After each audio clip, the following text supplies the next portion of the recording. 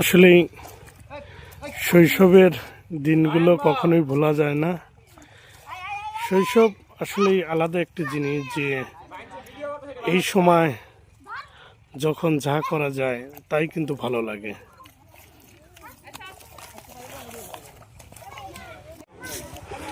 প্রিয় দর্শক, আপনারা দেখতেই পাচ্ছেন যে শৈশবে এভাবেই কিন্তু আমরাও মাছ মেরেছি।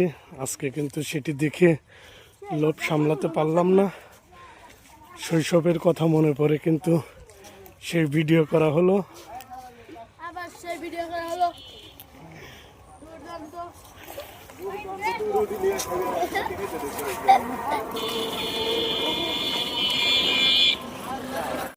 বাবু, তোমরা কি করছো? মাছ মেরে কি করলা?